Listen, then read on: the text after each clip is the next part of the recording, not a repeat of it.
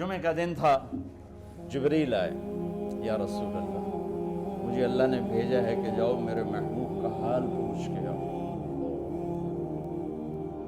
تو اب درد اور بخار دونوں چیزیں تھیں، سر کا درد بھی ہیوی ویٹ تھا اور بخار بھی، تپش۔ تو آپ نے کہا جبریل تکلیف ہے، تکلیف ہے۔ ہفتے کا دن پھر جبریل آئے، یا رسول اللہ مجھے اللہ نے بھیجا ہے کہ جاؤ میرے محبوب کا حال پوچھ کے آؤ۔ پھر آپ نے فرمایا تکلیف ہے۔ اتوار کو پھر جبریل آئے، یا رسول اللہ اللہ نے بھیجا ہے کہ جاؤ میرے محبوب کا حال پوچھ کے آؤ۔ 12 ربیع الاول آ گئی، 632 عیسوی اور 11 ہجری۔ آپ کی طبیعت میں بشاشت ہے۔ صحابہ نماز پڑھ رہے تھے، آپ نے دروازہ کھول کے سب کو یوں دیکھا۔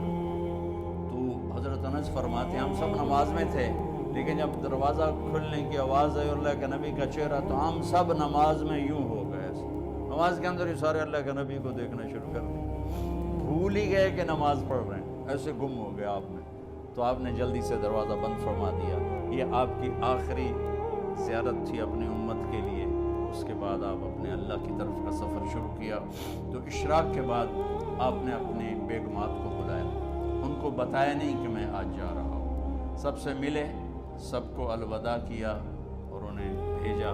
اس کے بعد آپ نے حضرت فاطمہ کو بلایا، جنت کی عورتوں کی سردار، سب سے زیادہ محبوب بیٹی، سب سے زیادہ جگر کا ٹکڑا، دل کا ٹکڑا کا، جس نے فاطمہ کو دکھ دیا مجھے دکھ دیا، جس نے اسے سکھ دیا مجھے سکھ دیا۔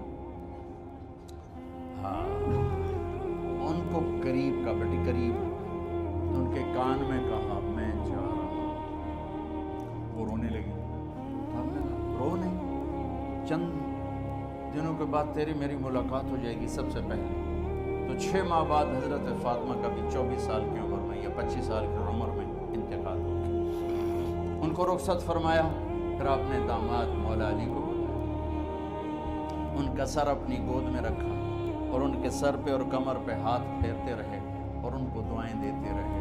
آہستہ آہستہ تھی، آواز اونچی نہیں تھی، پست آواز تھی، اور سر پہ کمر پہ، سر پہ کمر پہ اور دعائیں دے رہے۔ ان کو رخصت فرمایا۔ آخر میں اپنے جگر کے ٹکڑے حسن اور حسین کو بلایا۔ ایک آپ کو حدیث سناتا ہوں، میرے نبی نے فرمایا اپنے بچوں کو عزت دیا کرو، اکرم، خاص طور پہ ماؤں سے کہتا ہوں کہ جب ہم بچوں سے عزت چھین لیتے ہیں، ان سے ہم سب کچھ چھین لیتے ہیں۔ پڑھے نہیں ہو، اسکول نہیں گئے ہو، ٹیوشن نہیں پڑھی ہے، ہوم ورک نہیں کیا ہے، یہ کیوں کھایا، یہ کیوں پہنا، اس پر جب ماں اور باپ بچے کو ذلیل کرتے ہیں تو آپ یاد رکھیں آپ ان کے دلوں میں اپنے لیے نفرت بھر رہے ہیں۔ میرے نبی نے فرمایا بچوں کو عزت دو، اولاد کو عزت دو۔ وہ عزت تمہیں واپس کریں گے جب تمہیں ضرورت ہوگی، جب تم ان کے محتاج بنو گے تو پھر وہ عزت تمہیں واپس ملے گی۔ اگر ڈانٹ ڈپٹ تربیت کے نام پر کچھ نہیں ملے گا۔ آپ حسن حسین کو کیا عزت دیتے تھے؟ آپ نماز پڑھا رہے ہیں، نماز ہے مسجد کے اندر، گھر میں نہیں ہے، اور آپ سجدے میں گئے، دونوں بھائی کود کے کمر پہ چڑھ گئے۔ کوئی ہمارے آج کا دیندار ہوتا اس اتنے ہی انہوں نے 2 لتر مارنے آ۔ آپ نے سجدہ لمبا کر دیا، صحابہ کو خوف ہوا کہ آپ فوت ہو گئے۔ عبداللہ بن مسعود سر اٹھا کے دیکھا تو دونوں بھائی کمر پہ چڑھے ہوئے تھے اور آپ سجدے میں پڑے ہوئے تھے۔ انہوں نے ہاتھ آگے بڑھایا اتارنے کے لیے، تو آپ نے بغلوں سے دیکھا کہ کوئی ہاتھ آ رہا ہے بچوں کو اتارنے کے لیے، تو سجدے میں ایسے ہاتھ ہوتے ہیں، تو آپ نے یوں کر کے ان کو روک دیا اشارے سے۔ جب تک حسن حسین علیہم السلام کمر پہ سوار رہے میرے نبی نے سجدے سے سر نہیں اٹھایا، یہ عزت دی۔ اور جب وہ اترے پھر آپ سجدے سے اٹھے، سلام پھیرتے ہی آپ نے دونوں بچوں کو گود میں لے کے فرمایا میرے ماں باپ ان پہ قربان، انہیں تکلیف نہ دیا کرو۔ اور آپ ان کے لیے گھر آتے، روزانہ ٹائم نکالتے۔ آج والدین کے پاس اولاد کے لیے ٹائم نہیں، کل اولاد کے پاس والدین کے لیے ٹائم نہیں ہوگا۔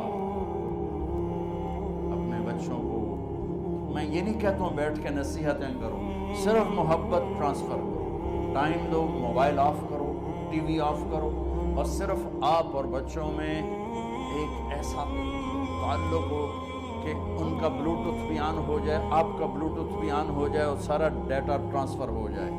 بلوٹوتھ کو آن کیے بغیر ڈیٹا ٹرانسفر ہوگا؟ دسو بھائی۔